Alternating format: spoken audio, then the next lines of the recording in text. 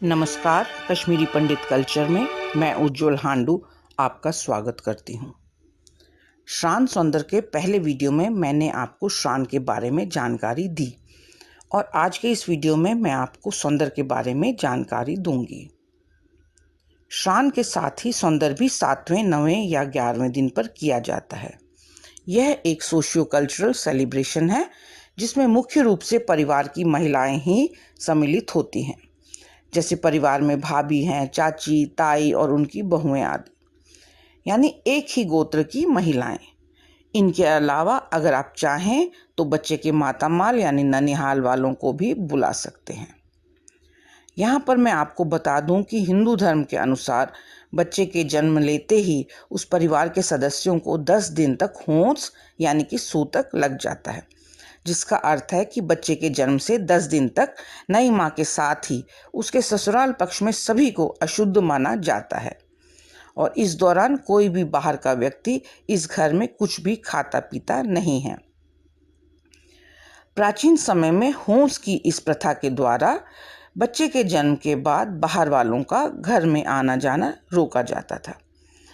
इससे जहां एक और नई माँ और बच्चे को इन्फेक्शन से बचाया जाता था, वहीं पर दूसरी ओर घर की महिलाएं भी उन दोनों का अधिक ध्यान रख पाती थी।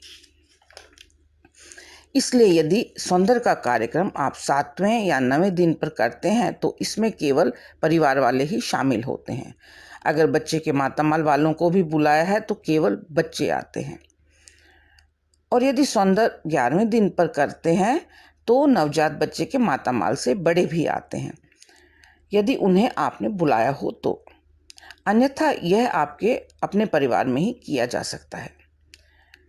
जब वे लोग अपनी बेटी के घर जाते हैं तो अपने सामर्थ्य के अनुसार बेटी और उसके बच्चे के लिए उपहार ले जाते हैं और अपनी बेटी को कपड़ों के साथ वे नया अटोहर भी जरूर देते हैं। इसके अलावा शगुन के लिए कश्मीरी पंडित ट्रेडिशन के अनुसार नमक, सोट यानी मठरी या बेकरी आइटम्स और मिठाई आदि भी ले जाते हैं।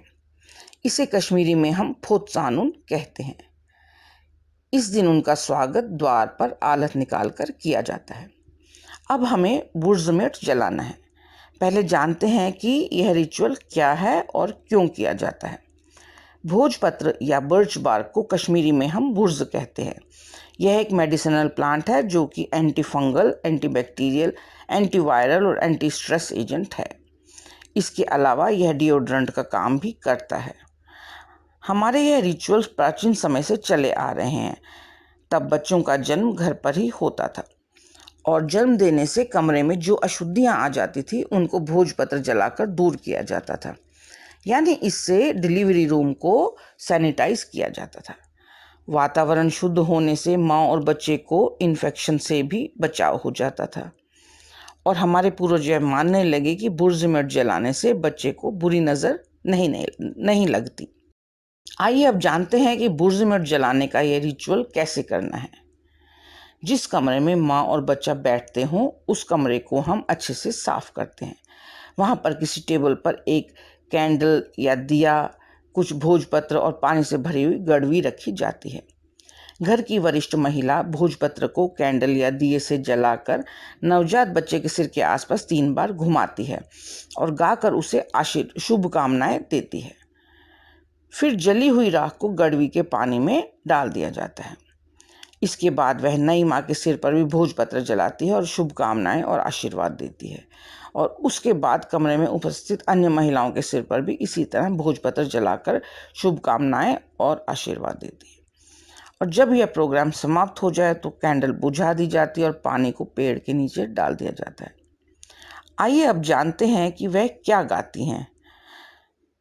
पहले जब वह बच्चे के सिर पर भोजपत्र घुमाती है तो इस प्रकार गीत गाया जाता है। शोख्त पौनसुन बीबू राज पत आओ ब्रोंठ आओ वन्य दीवान वार्य दीवान सुम दीवान कदल दीवान बब लैसनस मज लैसनस सजी लैसनस शोख्त पौनसुन। यहाँ पर बीबू हमने बच्चे को निकनेम दिया है। आप यहाँ अपने बच्चे का नाम लेंगे। यदि बेटी का सौंदर्य है तो उसके निकनेम के साथ दूसरी लाइन में हम आए बोलते हैं, जैसे तनु रानी पत आए ब्रोंठ आए। तो इस दिन बच्चे को हमने पेट नेम दिया और असली नाम कहानियत्र पर दिया जाता है। इसी तरह जब नई माँ के ऊपर भोजपत्र घुमाया जाता है तो यह गीत गाया जाता है, शोख्त पॉनसुन यजमन बाय पत आय ब्रोंठ आय, वन्य दीवान वार्य दीवान सुम दीवान कदल दीवान, डेक लैसनस डोंब लैसनस माल्युन लैसनस वर्य लैसनस, शोख्त पॉनसुन। इस गीत में शोख्त पॉनसुन का अर्थ है कि ईश्वर आपको और खुशियाँ दे और संतानें दे, यानी happiness and more children to you. और बाकी गीत में आशीर्वाद और शुभकामनाएं दी गई हैं।